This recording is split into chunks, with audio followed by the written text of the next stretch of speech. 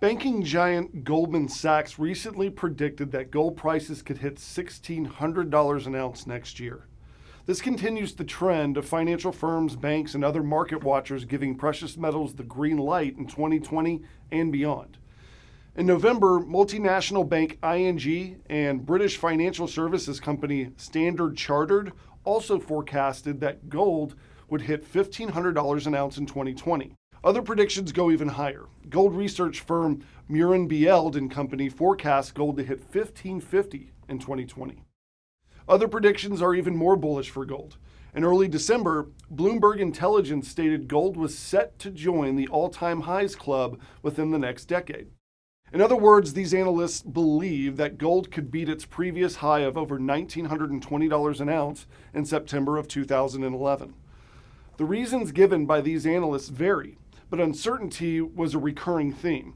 In the words of the head of research of Bield and Company, Chantal Skiven, uncertainty is here to stay. We are seeing it everywhere, and that's ultimately good for gold. Signs of a possible drop in the stock market also support these bullish sentiments for gold. Senior commodity strategist for Bloomberg Intelligence, Mike McGlone, put it simply when he said, "The US dollar and equities can't go up forever, and a normal reversal could boost gold to new all-time highs." These attitudes are not limited to gold either. Precious metals research firm Metal Focus forecasted silver to enter 2020 with a 3% gain in price. Investment firm TD Securities sees the palladium rally continuing well into next year with price predictions in the $2,100 an ounce range. Only time will tell for sure what the future holds for gold and other precious metals. If this year's performance is any indication, then prices even 1 year from now could be much, much higher. For more information, please call the number on your screen to receive one of U.S. Money Reserve's latest special reports. How much gold is in the world?